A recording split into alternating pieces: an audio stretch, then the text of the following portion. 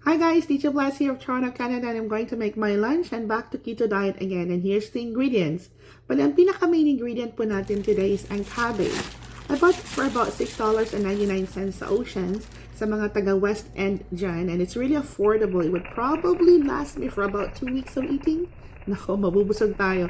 And it's mixed with carrots with the white and the purple cabbage. Bali, ito po yung pinaka-main carbs ko for those who are on keto diet. And this will definitely feel you. Mabubusog ka talaga. So, sa mga naghahanap ng rice replacement, pwede po ito. Okay?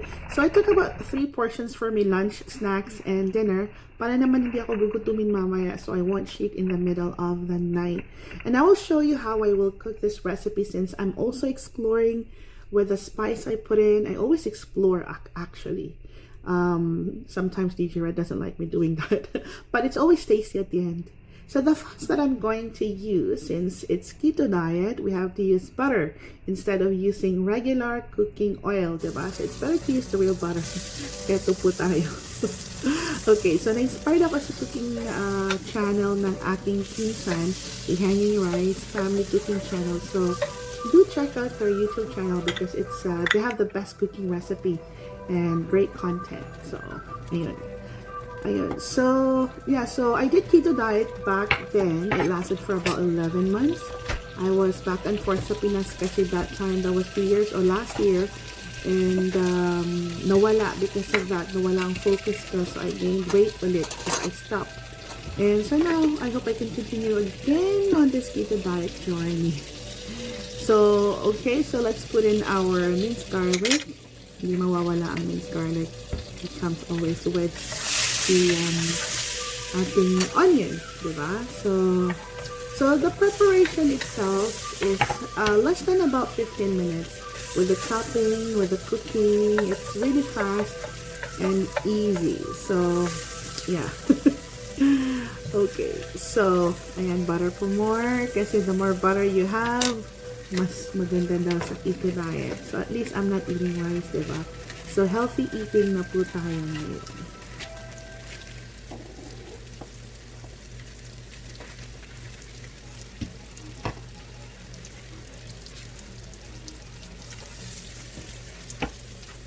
So, of course, ang ating next step, ilagay na natin ang tomatoes. And mix mo lang siya konti. And then after that, takpan mo lang siya. And then balikan mo siya. Then just put in your cabbage. You know, so mamaya guys, I'll be back with pag malapit na siyang maluto, okay?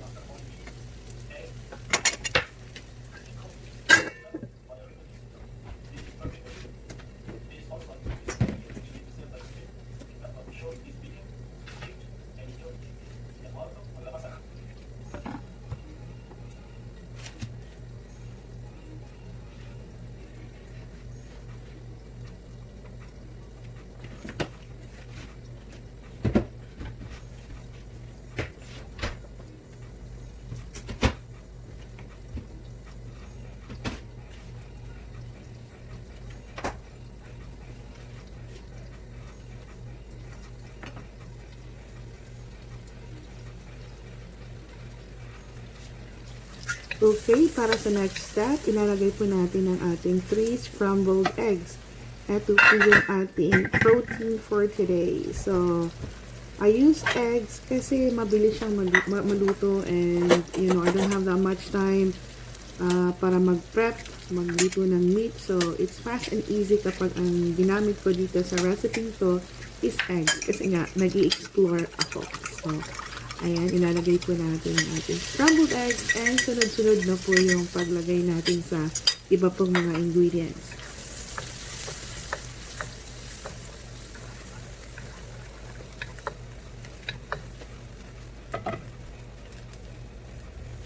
And of course, next step is ang ating mixed cabbage. So, hindi ko pa po alam kung what's the taste of this guys since first time ko rin siyang lutuin. First time ko pong mag-explore. So, sabay tayong mag-explore. So, for sure, lagi naman pag nagluluto ako, it's always tasty.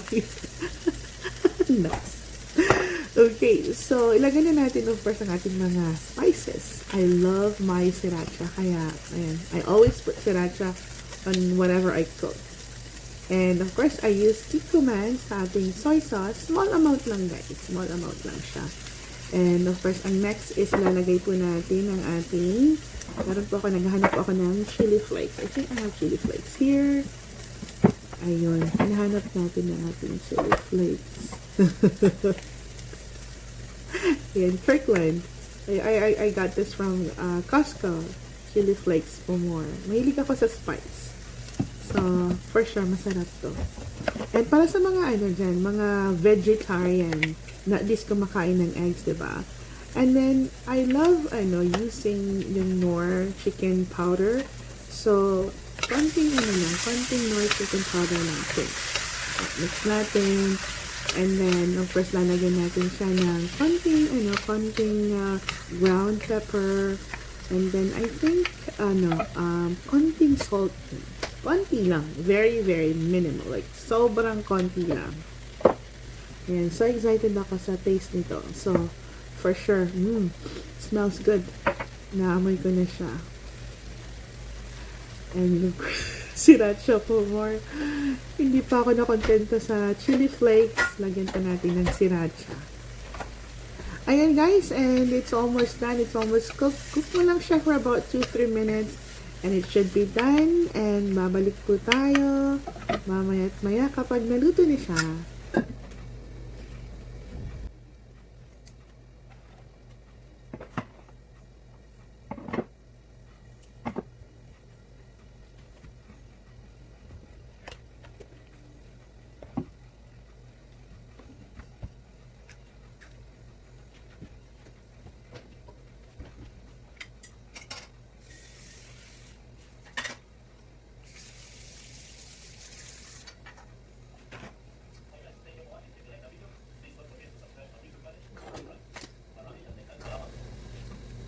Okay, balikan na natin ang ating cooking. And there you go. Oh my god, this looks so delicious. It smells so good, guys.